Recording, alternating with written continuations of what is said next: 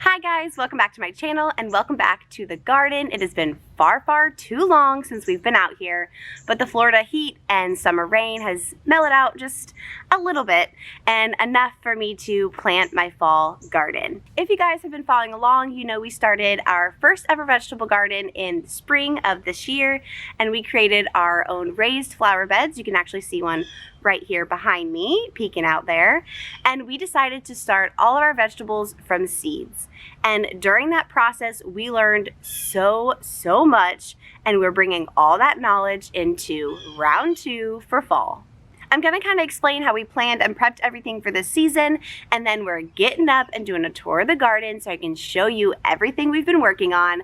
I'm super excited. But first, we're gonna cue a gardening montage because who doesn't like montages these days? I'm kind of into them.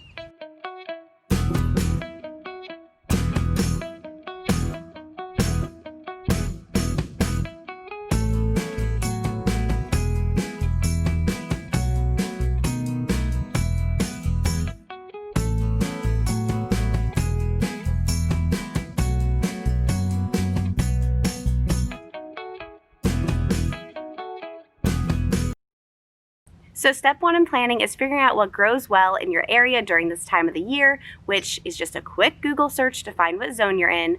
We're in Florida zone 9, and while we have really brutal summers, we have a lot of options in what we can grow in fall. Once I had a general idea of what I wanted to plant, I went ahead and researched each individual vegetable. And some people might say that's overboard, but honestly, having a handy dandy notebook like this one with everything laid out here in front of me is just way better than pulling out my phone during gardening when my hands are dirty and trying to Google something really fast. Now I can just reference this and I'm set. In the spring, I did do a lot of research on how to germinate seeds and transfer seedlings and whatnot, but I never really researched the individual plants. So things just slipped by me, like the fact that cucumbers need a trellis. I mean, if you know a lot about gardening, you're probably laughing at me right now, but I just didn't know to look into it. So I'm taking all that knowledge that I learned, plus this extra research, and this season I know we're gonna be even more successful. So once I had done all my research in my little notebook here, I knew I was gonna want more space. So my husband Will helped me make a 3rd raised garden bed, and we actually attached a big trellis along the entire length of the back. That way I can grow beans, cucumbers, and other trellis plants easily. I won't bore you with how we made the actual raised garden bed because that's in my spring gardening video, which I will link up above for you guys. I think it's on that side, one of the sides. But to create the trellis, we just got 2x4s and laid them out in the length of the garden bed and then the height that we wanted. We also added a couple 2x4s in the middle as supports just to make sure that everything was nice and sturdy, especially if I wanted to grow heavier fruits like watermelon in the future. And then we just rolled out some chicken wire and attached it with some little U-hooks. I did forget to mention that you want to add a foot or so to the height of the vertical posts, just so you can bury that portion in the ground and add a little bit of extra support. And we had our trellis. Now that I knew the amount of space I had to work with, I was ready to plan and space out everything. So I like to use the square foot gardening method, and that is pretty much just laying out your garden in little square foot sections, and a quick Google search will tell you how many plants of each vegetable can fit in that space. Especially as a beginner gardener still, these guidelines have helped me immensely when I'm spacing things. But I planned out box 1. Box 2 is just watermelon, but once those are gone, then I'm going to fill something in with whatever I feel like at that point in the season. And then our brand new garden bed is 12 feet long, so this one's a doozy, but we got lots of good stuff in there that you will see shortly. So there's one last thing I want to go over before we get into our little tour, and that is your soil and your fertilizer. You want to make sure that that's all properly prepped. Here in Florida, we mostly have, well, just sand. So we got some raised garden bed soil from the store and put that in our garden bed. We did mix in the sand because we didn't want a soil layer and then a strictly sand layer below. Plus, that's gonna make our soil a little lighter and fluffier so the little baby seedling roots can kind of wiggle their way through. a little bit easier. I did mix in a little bit of our homemade compost, but I just didn't have enough. I've just been using this organic all-purpose fertilizer, and just make sure that it's organic and it's made for vegetables and herbs. So I mixed that into the soil before planting, but with my research, I noticed that certain plants need a little extra nitrogen and some plants need a little extra phosphorus. So for the vegetables that need a little bit more phosphorus, I added some bone meal into that specific area only. And for those that need a little bit of nitrogen, I added a little bit of blood meal to that specific area. And while I fertilized in the spring, I know I didn't do it enough, and I really did not tailor the type of fertilizer to each specific plant. So I'm hoping we have bigger and better harvests this time around. But now it's time to get up and I'm gonna show you guys the garden. Okay, we're gonna start with our newest garden bed over here. And we just tucked this around the side of the house. You guys can see the trellis we built and our lovely veggies. So as you guys can see, we have a full line of marigolds at the front. I did this in the spring along with spraying with some diluted neem oil. And as far as pests go, I got really lucky, especially for Florida. Right up front here, we have some lettuce I planted from seed. We have some red leaf, some romaine, and some arugula. You guys can actually still see where I drew with my finger and spaced out the different areas. And then back here, I planted some cucumber seeds. We had really good success with cucumber in the spring, and it should grow up this trellis. And then moving down the line here, we have a little row of lettuce because I needed to fill in the gap, and this is a black-seeded Simpson variety. And then we have 3 bell pepper plants here, 1 of each color. I didn't start these from seeds because starting from seeds just take a way longer time. So when I found these little seedlings at the store, I figured, why not? We'll give it a shot. And once these peppers grow a little bit taller, I am going to use bamboo stakes and stick it in the ground and tie the stem to them. I can actually show you guys an example of this when we get to the other side of the garden in just a few, but by doing this, it's gonna keep that plant sturdy and nice and tall, keeping all those leaves and peppers off of the ground, preventing some diseases, and increasing airflow around the plant.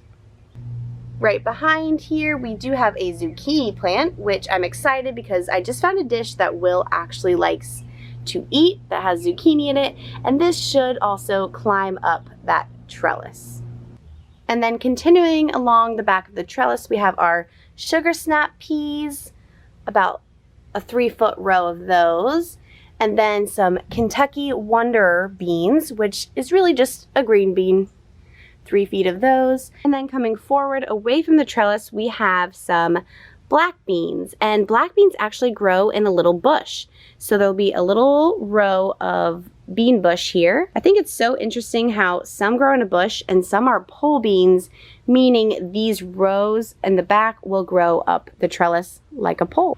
And then I have a little square of spinach, started these from seeds, obviously. And I didn't really mention that I got new wood stakes. Hopefully these are actually gonna prove waterproof, unlike the kind I used in the spring. And then the rest of the plants in the bed are actually all broccoli. That's Will's favorite, so I'm hoping to get some success. I got these little seedling starts from the store, and they are just adorable, honestly. We did attempt broccoli in the spring and it was doing really well, but when the temperature spiked, it just bolted really fast. So that is our brand new garden bed, and I'm excited to see how everything starts to grow. Around the corner here are the watermelons, which I haven't showed you guys in a while. This was our first attempt at a trellis, and it works, but it's just not that sturdy. We're growing these watermelon vertically, so we use pantyhose in order to tie it to the trellis so all the weight is not on the stem. We have 4 watermelon at the moment, and 3 of them are almost ready to harvest. They are a smaller variety. They are called Sugar Baby, so it really could be any day now. Okay, so now over to the OG garden bed. This was our original one that we planted in spring. the marigolds that we had planted started to take over, and I actually already thinned these out. They were about double the width in, but I didn't want them to crowd my veggies too much. This space here will be our radishes and carrots, and I planted the radishes in a row here and then the carrots in a row here. So the plan is to keep the rest of the space empty for now and just have our one little row of radishes and our one little row of carrots.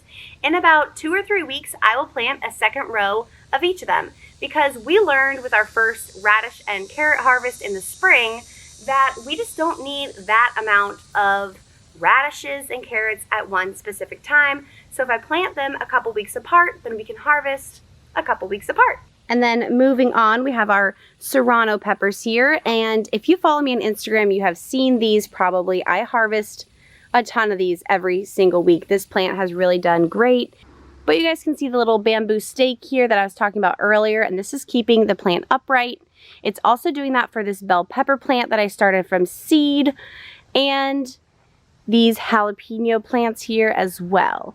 And these 3 pepper plants are really the only thing other than the watermelon that survived the summer.